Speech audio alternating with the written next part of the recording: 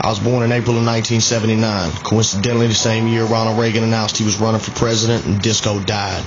Later that same year, a sharp R&B artist turned businesswoman named Sylvia Robinson would change the world forever by releasing the first hip-hop single to reach radio, Rapper's Delight. Though hip-hop as a culture had been bubbling through the streets of New York for a couple years, and the pioneers of the music like Kool Herc and Grandmaster Flash considered the Sugar Hill Gang to be a fraud, everyone agrees that Rapper's Delight was the beginning of the hip-hop industry. I guess in a sense you could say hip-hop and I grew up together. See, my mother and father were both from New York, and that's where I'd spend the first couple years of my life. I had 3 younger sisters, my father was dead, and their father was a heroin addict. And right as hip-hop was spreading across the country, my mother moved us to the South, to Nashville, where I grew up. My mother being single and raising 4 kids, we lived in a lot of small houses on the wrong side of the tracks. And just as hip-hop spread across the country, so did crack. Selling drugs and stealing cars is how I'd spent most of my teenage years. And rappers seemed to be the only people talking about shit I could relate to. Drugs, crime, and wanting to get their family out of a situation they were in and using music to do it. In 1995, I was 16. I walked into a studio, told the engineer that ran the place I wanted to record a demo. He looked up from the board. I guess he could tell from my clothes what kind of music I was into. He kind of half smirked, laughed, looked me right in my eyes. I said, white boys can't rap. White boys can't rap.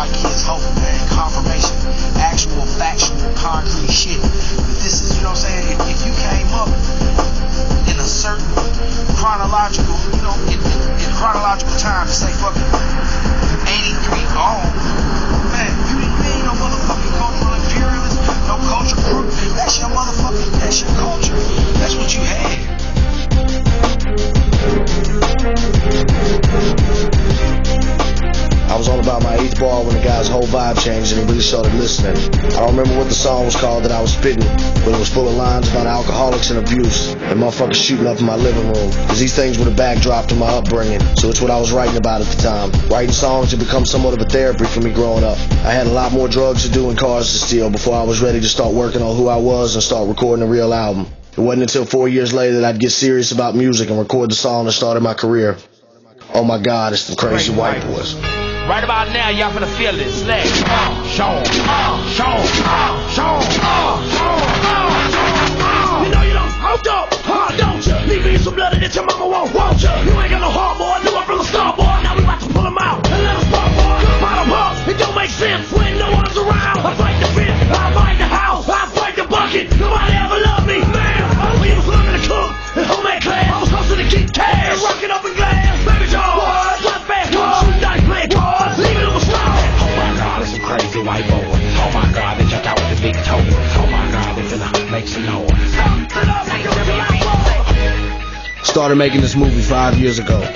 When I started making it, it wasn't a movie. It was an electric press kit. If you're not familiar with what a press kit is, it's a combination of pictures, music, and a bio about a group that you send to record labels so they can get an idea of what a group was made of. The name of the group I was in was called CWB, the Crazy White Boys. CWB was founded in 1999 in a small home studio.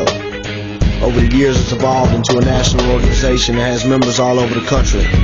To understand why so many people embrace and subscribe to the concept of CWB, first you have to understand where it began and why. My Hardboy White Boy's finna come out, and I'm working for my granddaddy in the yard, right? And the Hardboy Thomas Wayne pulled up, T. Wayne, and he got this fucking tape. It wasn't even like no Memorex or no shit you buy. It was like, used to be like one of the motivational prayer tapes, and they had dubbed, oh my God, it's some Crazy White Boys on it. I'm like, dude, I got to have that. Just let me hold it till tomorrow. Pop up in here, you know, you skimming through the first time I listened to my joint. I heard, oh my God, blew me out. I ain't even bullshit. That was my joint called Lexx. loving this shit. That shit is so bumping, dog. I love it. So I go in and me and Sonny go through like this week-long process of what it is and what it's not, what it is and what it's not. Blah, blah, blah, blah.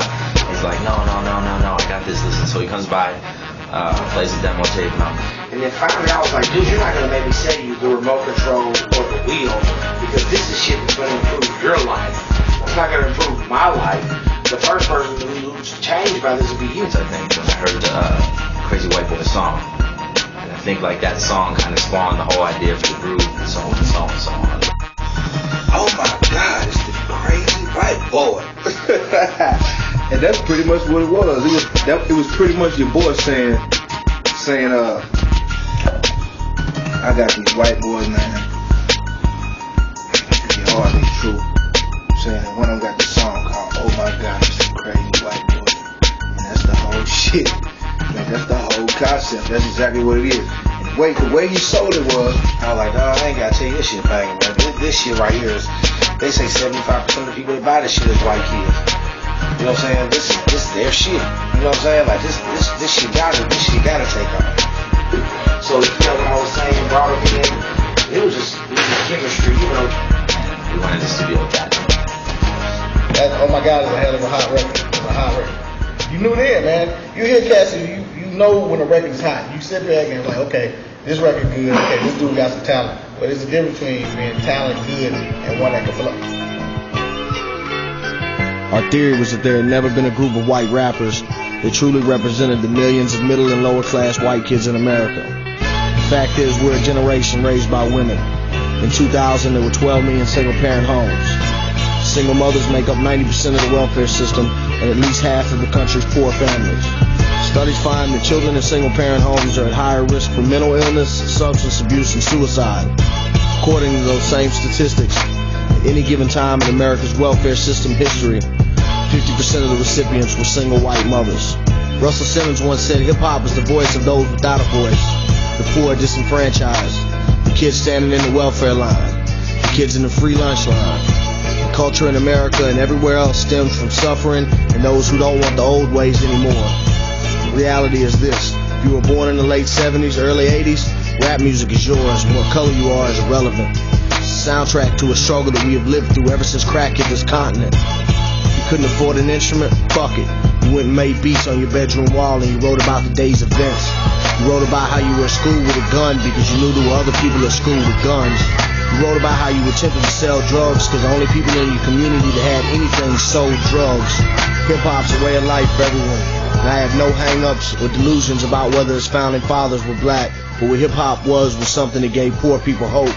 Whether you lived in the projects in a poor inner-city neighborhood or a trailer park in a rural factory town, chances are the dropout rate was high, test scores were low, and employment was few and far between.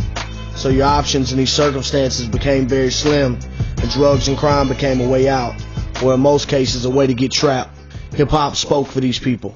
The only problem is, there was no one in hip-hop speaking for the white people that felt like this. We set out to be that voice. CWB.